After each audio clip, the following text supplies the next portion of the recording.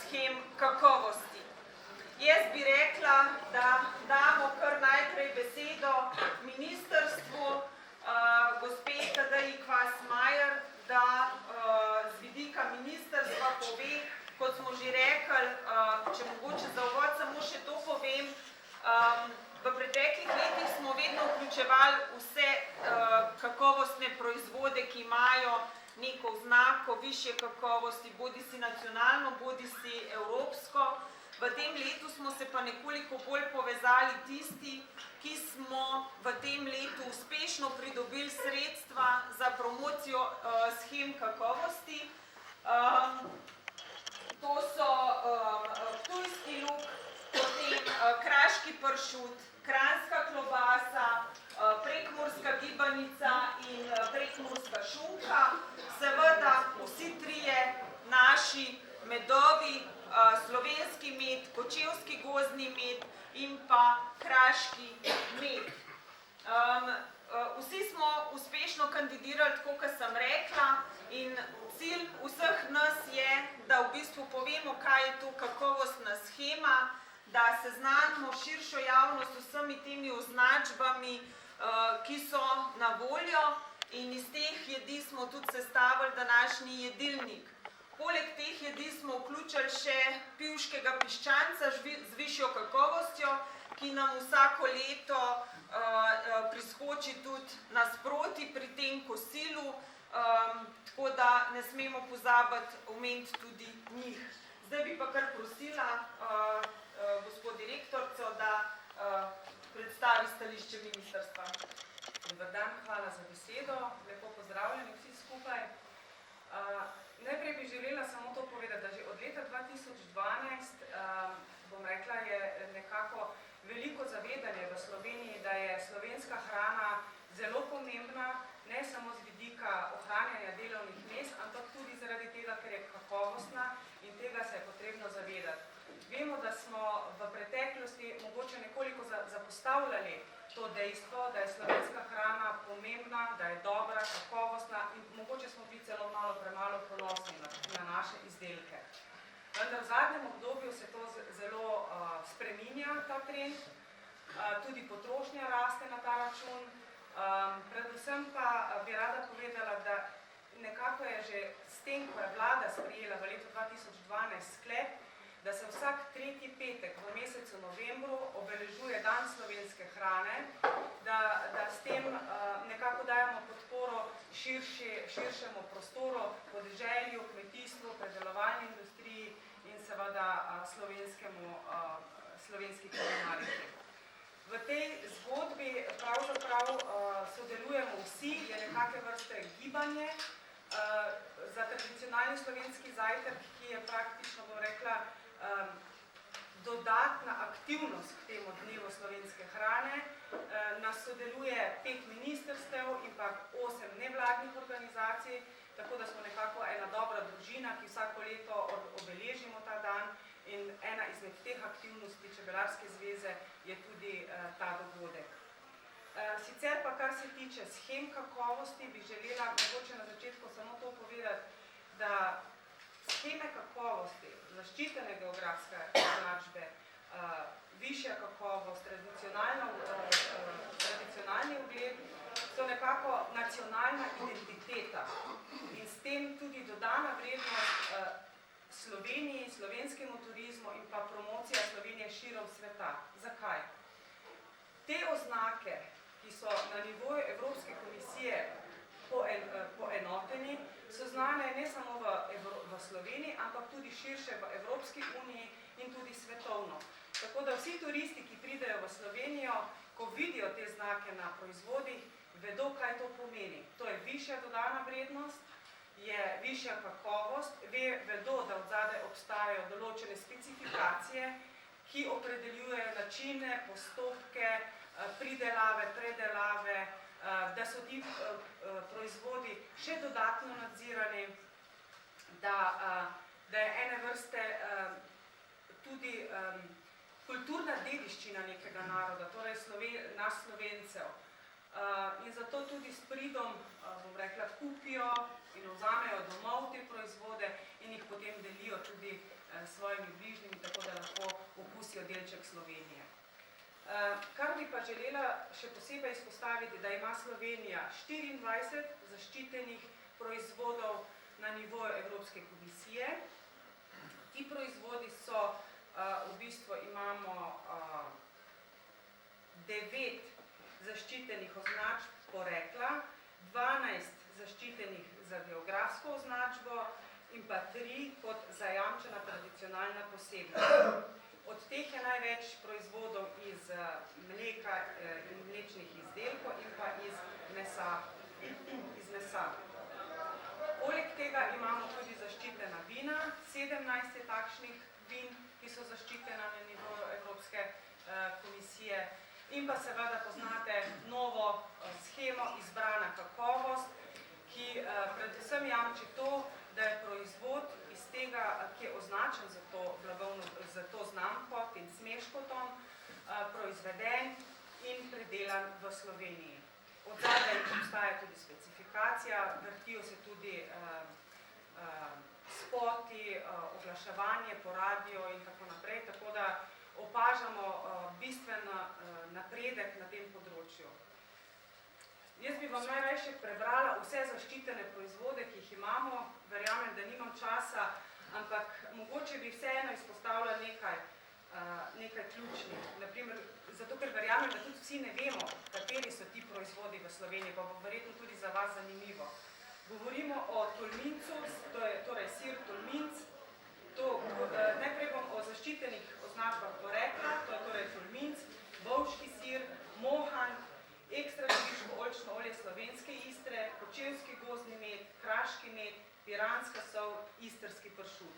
Obstaja tudi nanoški sir, ki ga žal več ne proizvajamo. Potem imamo zaščiteno geografsko označbo, med katere spada kraški pršut, ševrejski želodec, zgornjesavinjski želodec, štajersko prekmursko bučno olje, prleška tünka, kraški zašink, kraška panceta, ptujski luk, krajinska klobasa, slovenski med, prekmurska šunka, štajerski hmelj. In pa zajamčena tradicionalna posebnost, to pa so prekmurska gibanica, idrijski žlikrofi in pa belokrajinska pogača. So pa še nekateri, ki so v postopku registracije in pa vin pa dejansko nimam niti seznama, kateri so, sicer jih je pa 17 kot omenjeno. Prednost, kaj pa dajejo prednosti zaščiteni proizvodi, je predvsem to, da so ti proizvodi zaščiteni pred zlorabo in pa posnemanjem in pa zavajanjem o izvirnosti tega proizvoda in pa zagotavljajo pa eno stabilnost. Med drugim financiramo na Ministrstvo za kmetijstvo, gozdarstvo in prehrano tudi del stroškov certificiranja za tiste, ki se prvič vključijo v posamezne sheme, ki sem jih omenila. Na koncu bi pa želela povedati, da za proizvode, za sheme kakovosti je predvsem značilno to, da se razlikujejo od drugih proizvodov, predvsem po značilnosti glede pridelave, predelave, sestave in pa da pri proizvodnji se morajo držati točno določenih receptur, postopkov in pa da so zato tudi nadzirani. Če se tega ne držijo, pa lahko izgubijo tudi certifikat, kar pomeni, da v bistvu imate garancijo, da tisti proizvod, ki ima pečat, ima ta znak, da poteka točno po določenih procedurah. Toliko za enkrat. Hvala lepa.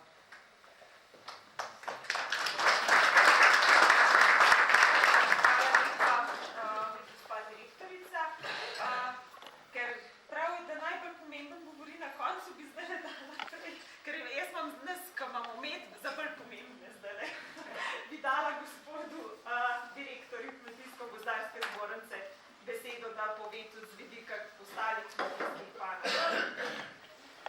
Prav lepa hvala in lep pozdrav sem skupaj danes. Kaj je pravzaprav ključni cilj vključevanja oziroma označevanja proizvodov z označbo shem kakovosti? Gre pravzaprav za tržno prednost, gre za to, da ima potrošnik jasno zagotovilo, da tisto, kar s to označbo kupuje, ima v ozadju certificirano certificiran sistem in jamstvo, da tisto, kar se deklarira, tudi dobi.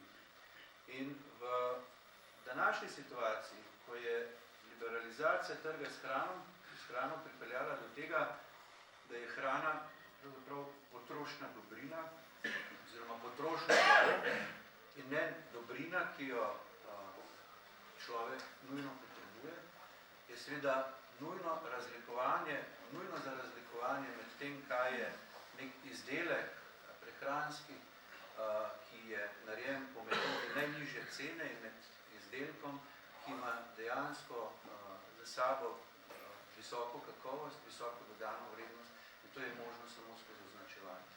Na Kmetijsko-gozdarski zbornici seveda zelo pripoznavamo nujnost vključevanja v te sheme, zato imamo celotno infrastrukturo tudi prilagojeno temu, da pospešuje, svetuje oziroma kakorkoli pomaga temu, da se ljudje v te sheme vključujejo. Za nas je ta trenutek najpomembnejša shema izbrana kakovost. Kot inštitucija smo nekako sistemsko vključeni v sistem izbrane kakovosti, saj pripravljamo specifikacije in tudi v nadaljevanju sodelujemo v celotnem procesu vzpostavljanja teh shem. To je shema, ki je tudi najbolj množična. Praktično v to shemo se lahko vključuje skoraj da vsa slovenska predelava, zaradi tega nam je ta shema izjemno pomembna, da ne zanemarjamo tudi ostalih shem kakovosti, ki so prav tako pomembne posebej za posamezna okolja oziroma za določene tipe izdelkov, ampak izbrana kakovost je nekaj, kar lahko bistveno ločuje slovensko hrano od druge hrane, ki prihajajo na trg. Zato se seveda zavedamo, da je nujnost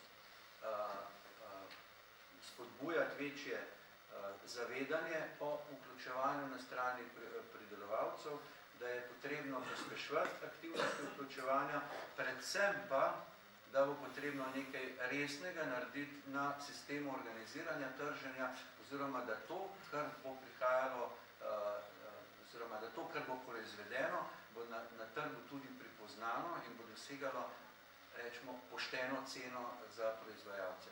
Tako da te aktivnosti, predvsem na področju trženja, so ena od prioritet tudi prihajajočega obdobja in zaenkrat imamo v shemi izbrane kakovosti 4 proizvode, kar nekaj je še teh aktivnosti, ki se delajo na ta trenutek, ki je certificirano v shemi izbrana kakovost mleko, goveje meso, piščančje meso, pripravlja se končna specifikacija za sadje in izdelke iz sadja. Dosti daleč smo specifikacije za prašičje meso, pričenjajo se priprava specifikacije za zelenjavo, pričenja se specifikacije za pripravo žit in izdelkov žita, tako da aktivnosti aktivno potekajo in seveda mi si želimo v enem obdobju, da bi večina slovensko pridelane hrane dejansko bila označena potem s temi shemami kakovosti. Kakšen je pomen, se je zdaj že zelo jasno videlo, ko se pospešujejo aktivnosti v prodaje oziroma dobave v javne zavode, kjer seveda obstajajo različna merila za določitev ekonomsko najugodnejše ponudbe in v sistemih javnega naročanja je izjemno pomembno, kakšna so merila za določitev, kaj je najboljši izdelek, ki ga bodo kupili javni zavodi in bodo deležni in jih bodo deležni seveda najbolj ranljive skupine v naši državi. Zato je eden od meril je seveda tudi vključenost v sheme kakovosti in zato seveda kaže te aktivnosti spodbujati in nadaljevati z načinom največjega vključevanja. Z moje strani hvala.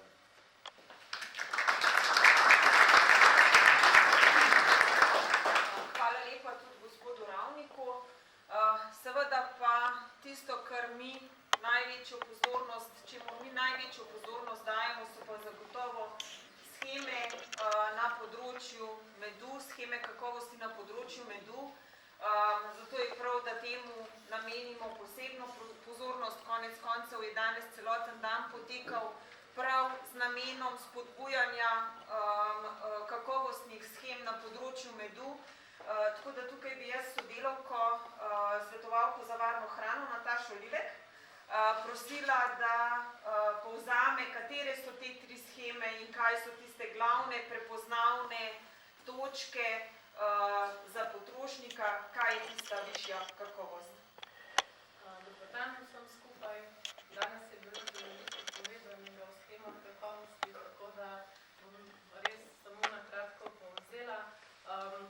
Slovenija je majhna država, mi se pač ne moramo pohvaliti z nekimi velikimi količinami medu, lahko pa se pohvalimo s kvalitetno pridelavo in vesela sem, da se čebelarji združujemo v sheme kakovosti, ki so nam jih priznali in potrdili tudi na evropski ravni.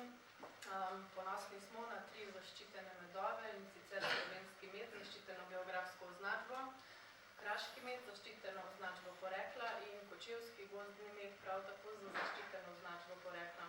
Že prej na posvetu sem dejala, da dejansko ves med, ki je pridelan v Sloveniji, je slovenskega porekla, ampak ni vsak med iz teh 3 blagovnih znamk oziroma iz teh shem kakovosti.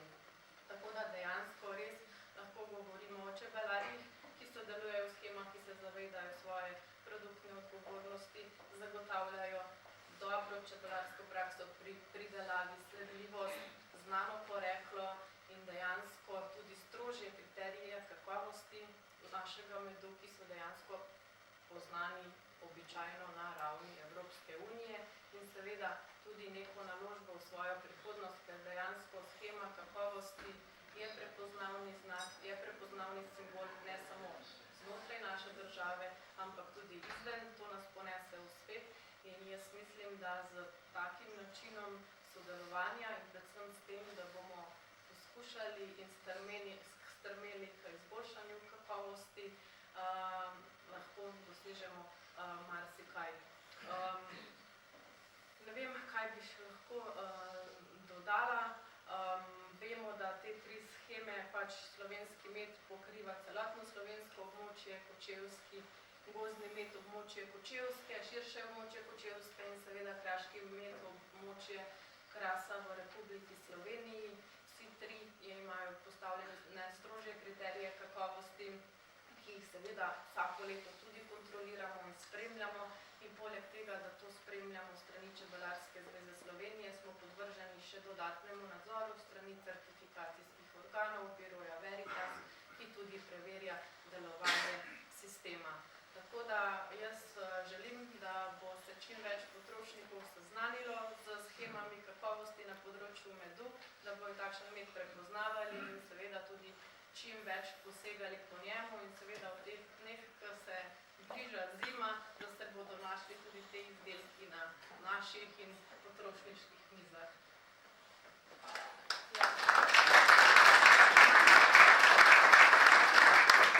Hvala lepa, Nataša. In seveda za konec še naš podpredsednik, gospod Anton Tomec in seveda tudi dolgoletni tajnik Čebelarske zveze Slovenije, sedaj že v pokoju. Vi ste ves čas bedel nad to kakovostno shemo, že prej, ko je bila kot nacionalna zaščita in potem seveda tudi sedaj, ko je prišlo do evropske zaščite, tako da prosim še vaš pogled. Dobar dan tudi z moje strani, vsem skupaj, hvala lepa za to iztočnico. Torej, slovenski kmetijski proizvodi medne sodijo tudi naši čebelarski so sigurno vredni zaupanja. Tega smo se čebelarji zavedali že pred kar mnogimi leti in bom rekel, eni prvih, ki smo v Sloveniji šli po poti pridobivanja možnosti za vključitve v evropske sheme kakovosti. Zavedali smo se namreč in zavedamo se tudi danes, da so te sheme, bom rekel, zunanji dokaz kakovosti in porekla, o čemer danes veliko govorimo, kar od nas zahteva vse več kupcev in kar je sigurno tudi trend bodoče. Zavedali smo se še ene zadeve, da, bom rekel, osamosvajanje pridelovalcev, ekonomsko samosvajanje pridelovalcev, kar tudi omogočajo sheme kakovosti, so zelo pomembne za razvoj našega čebelarstva v bodoče, za ekonomsko stabilnost in, bom rekel, samostojnost posameznega čebelarja.